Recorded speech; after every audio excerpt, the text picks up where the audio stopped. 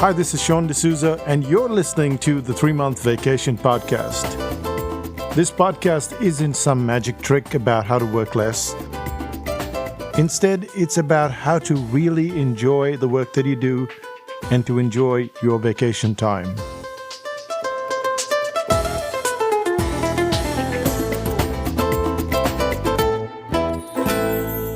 Hi, it's Sean, and you're listening to the 3-Month Vacation.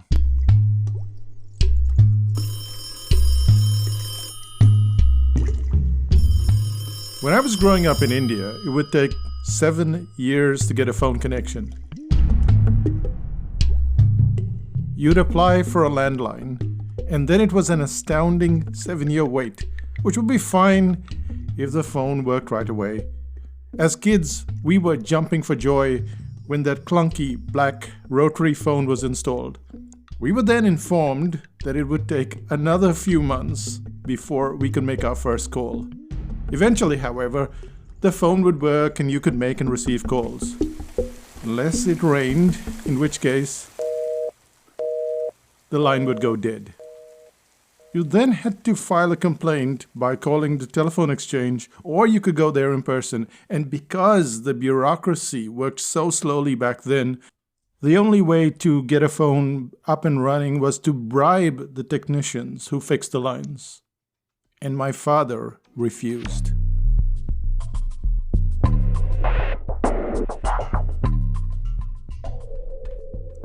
In a country where corruption is almost every day, he chose to avoid bribes completely. It wasn't like the bribe was a lot of money, but despite the inconvenience, he stuck to his own way of thinking. Something similar applies to the practice of writing headlines. You have two broad options when you're writing a headline.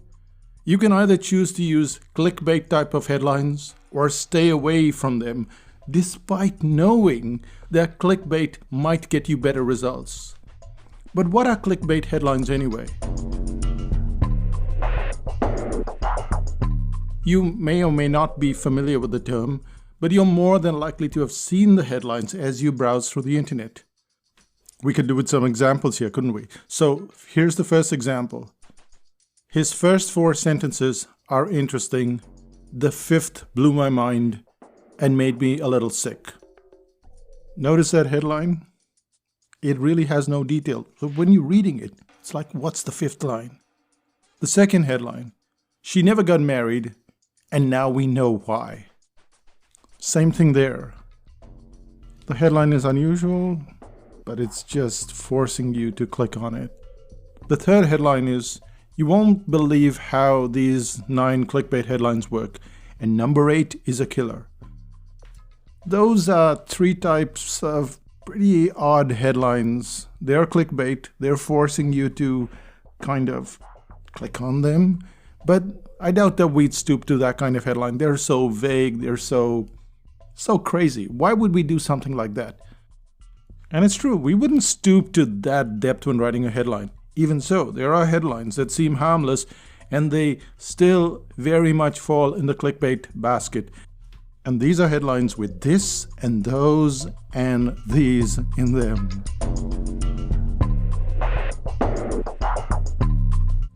Let's look at some examples. Headline number 1, supermodels apply these 3 simple tricks to look young. Click to find out more.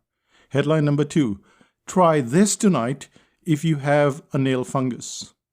Headline number 3, before you start upgrading your Mac to the new operating system, read this. Headline number 4, do you make these mistakes in English? If you noticed all of those 4 headlines, they use this or these, sometimes they use those as well, but this and these and this and these, that's what comes up on a consistent basis. And if you were to go to any news site and scroll down to the bottom, you're likely to find about half of the ads are clickbait ads, and they have this and these in the formula.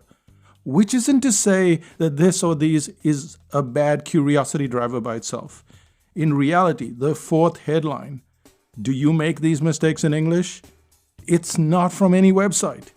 Instead, it was written by copywriter Max Sackheim around the year 1920, and it did so well, even back then, that it sold over 150,000 home study courses. It ran for 40 years in a row. It was tested time and time again during those 40 years, and it outpulled every other ad.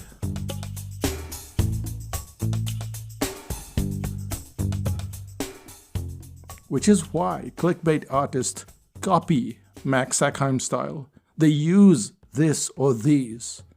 And marketers, especially the ones that you wouldn't trust very much, will tell you that you should be using the very same type of headlines to get clients. And we're not saying that there's anything wrong with the usage of this or these. In fact, it's the perfect way to get curious prospects to click on your headlines. However, it's one of the biggest weapons in the arsenal of clickbait merchants. And that should make you feel a little bit icky, push you slightly in your corner. But here's the biggest reason why you should avoid clickbait headlines. When you put a specific in a headline, you get more attention. Let's try it, shall we? So let's take a clickbait headline.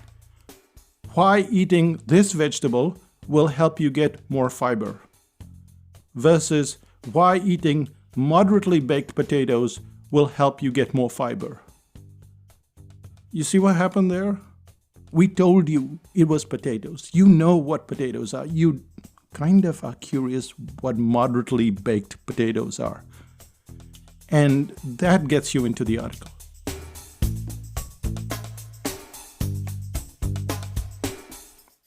Instead of saying this vegetable, well, yeah, so you're going to click, but you also have the chance that you're not going to click. And if you like potatoes and you bake potatoes and you think, I wonder what moderately baked potatoes are and how they help me, well, there you go. That specific already makes it more curious. So why put this or these? It's a lazy way to go about it. Let's take another lazy headline, shall we? The clickbait headline is how to boost your Wi-Fi connection by using this secret method.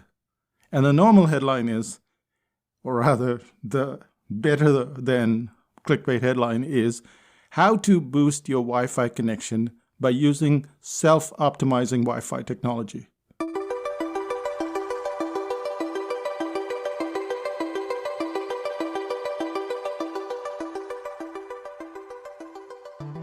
Instead of saying this secret method, you're actually saying self-optimizing Wi-Fi technology. I want to know. I'm not stupid. The customer is not stupid. Nobody, well, most of us are not stupid. And we don't need this or these in our headlines, lazy kind of headlines. When we're writing an article, we just can put in a specific and put in that specific. And you'll find that your headlines are being clicked on more often than if you just go the lazy route. I don't know about you, but to me the normal headline with the specific seems to be doing a much better job. There are no surprises for me as a reader, just curiosity. Eventually, however, this isn't a debate of what's right or what's wrong. My father clearly knew that a bribe was wrong, and he stayed stubbornly on his side of the fence. But you don't have such a clear line in your head.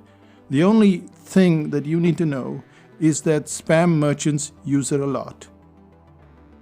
And if they're using it a lot, and you don't identify as a spam merchant or one of those gurus who just seem to shove everything down your throat, well, then you can write headlines that are very powerful, are extremely curious, in fact, even more curious than this or these headlines, and you get your reader to click.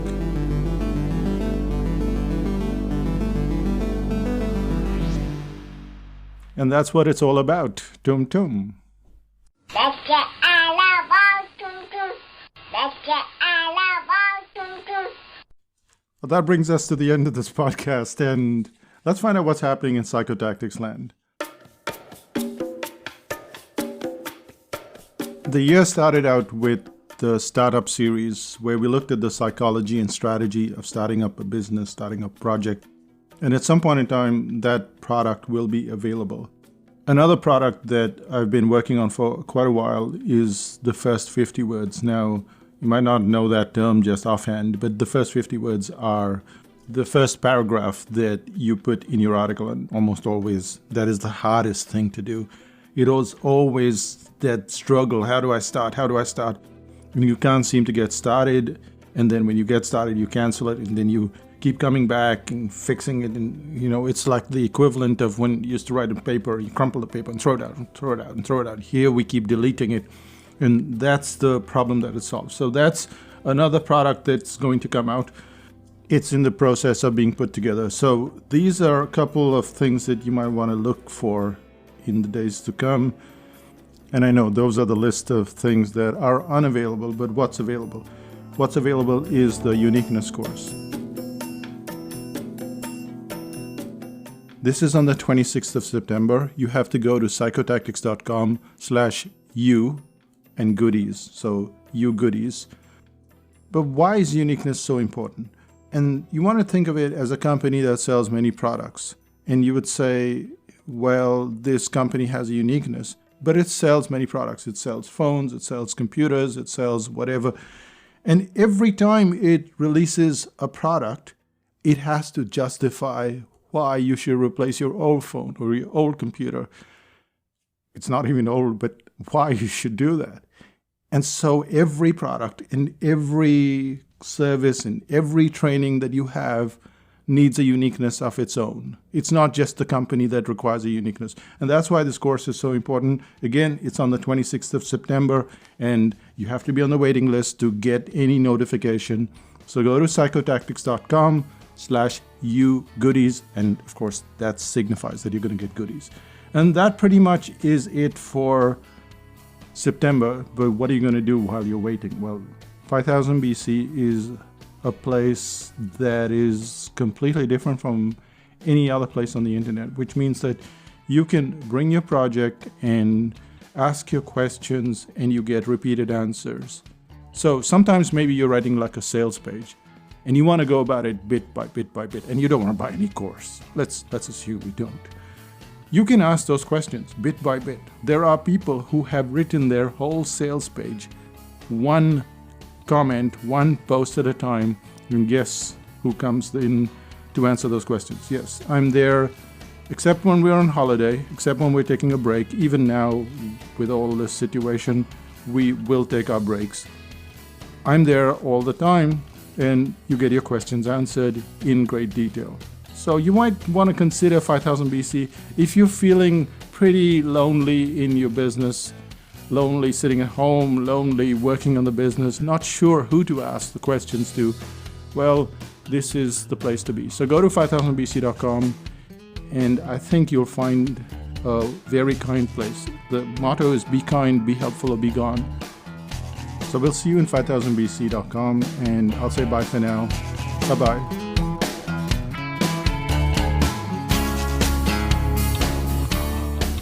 Still listening? Remember that rotary phone that I was talking about? Well, eventually we got the phone. And if you know how rotary phones work, there's a wire that's connected to the wall. It was kept on top of this showcase.